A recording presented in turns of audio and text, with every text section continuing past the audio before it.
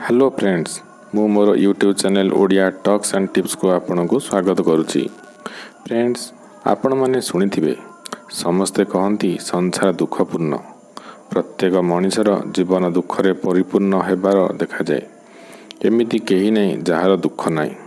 यही दुखरु निवृत्ति पाई जीवन रे सुख पाया पाई प्रत्येक मनिष अगणित प्रयास करुथिबार भी देखा जाए। किंतु विडंबनार कथा हेउछि सुख हाथ गणती लोकों को ही मिलता है। बाकी समस्त झुली अतृप्ति, असफलता, असंतोष, अभाव और दुख रे भरी रही थाए। लोक माने सुख प्राप्ति पाई बुलुथांती किंतु दुख मिलता है। प्रत्येक व्यक्तिर यही पीड़ा, यही वेदना।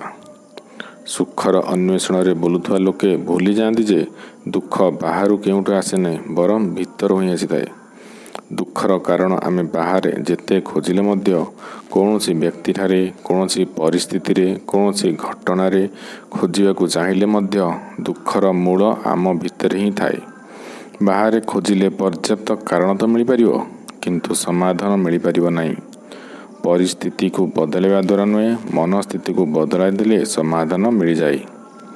दुखरु मुक्ति पाया पई यही दृष्टिकोण को गभीर भाव में हृदयंगम करिया को हेबो जे एथिपाई मु दायी। बाहर जो घटना देखा जाए ताहा भीतर छाया मात्र। तेणु निज उपर को दायित्व नेबा मात्रे आम जीवन को समग्रतार स्वीकार करनऊ।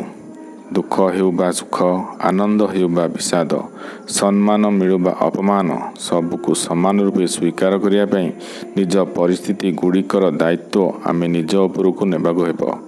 कारण सेगुड़िक आम द्वारा ही कराइथिबा कर्म गुड़िकर परिणाम अटे। निज उपर को दायित्व नेबा द्वारा जीवन प्रति आमर दृष्टिकोण केवल बदल नहीं, बरम आम भितरे दुखद परिस्थिति गुड़िक सहित लड़िबार शक्ति मध्य उदय होइथाए। जो माने दायित्व नेबा जानती सेमानक जीवन में क्रांति घटी। अन्य उपरे दायित्व थोपी देउथुआ लोके केबे हेले निजको बदलाइबा आरंभ करि पारंती नाही। यह तो सेमानक द्वारा संभव जो माने दुखर कारण बाहर न खोजी भितर खोजती एवं परिस्थिति गुड़ी को नुहे मनस्थिति को बदलाइबार प्रयास करती। दृष्टिकोण बदलिया मात्रे जीवन स्वयं समाधान सूत्र प्रस्तुत कर दिए। जय जगन्नाथ।